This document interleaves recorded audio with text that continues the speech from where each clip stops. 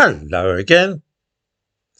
As most viewers will be aware by now, Tommy Robinson is currently in custody and may well be out of circulation for some while. His difficulties relate to two different cases. On July the 27th, he organised a large rally in Trafalgar Square where a documentary film called Silenced was shown.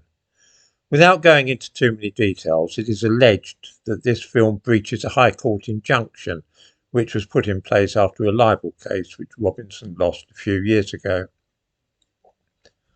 At the time that the film was screened in Trafalgar Square, he was already due to appear at the High Court on the following Monday to explain why the publication of this film did not constitute contempt of court.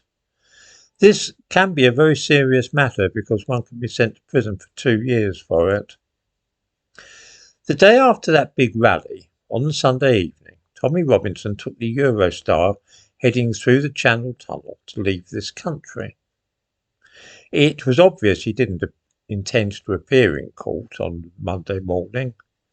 He was stopped before the train entered the tunnel and arrested by the police under the 2000 Terrorism Act. This was a trial, for I very much doubt that the police thought for a moment that Tommy Robinson really was a terrorist. However, it gave them the right to demand that he unlock his phone and allow them to browse through it and see what they might find. In other words, to go on a fishing expedition. It is an offence under Section 7 of the Terrorism Act to refuse to allow the police to look through your mobile under those circumstances, and so he was duly arrested and bailed to return to the police station on October the 25th, which was yesterday.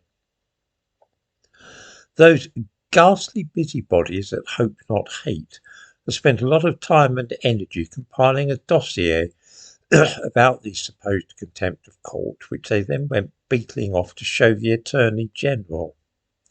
A new date was set for Tommy Robinson to appear in court to answer the suggestion that he has been in contempt of court by breaking that injunction. After the film Silenced was shown in Trafalgar Square in July, the case for contempt was greatly strengthened. A new date was set for Tommy Robinson to appear in court to answer this, and it was to be on Monday, October the 28th, the day after tomorrow, in fact. In the meantime, a rally had been organised for today, which would start at Victoria Station and then march to Whitehall.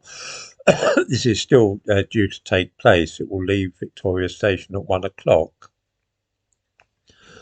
When Tommy Robinson surrendered bail yesterday in connection with the arrest under the Terrorism Act, he was arrested to ensure that he would be in court on Monday to answer the contempt allegation, and is being held in custody until Monday morning, when he will appear at Woolwich Crown Court.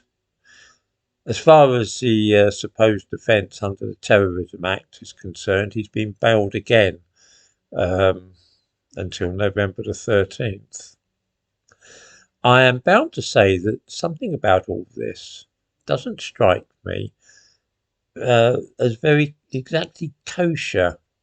It almost looks as though the authorities are going out of their way to put Tommy Robinson in harm's way.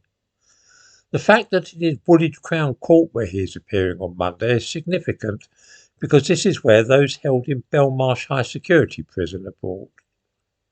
The prison actually adjoins the court. This is, of course, a prison where many people convicted of terrorist offences are held, almost all of them Islamists. If Tommy Robinson were to find himself banged up there with his known views on Islam and immigration, then I would think that his life expectancy would be very much reduced. Maybe that's actually the plan.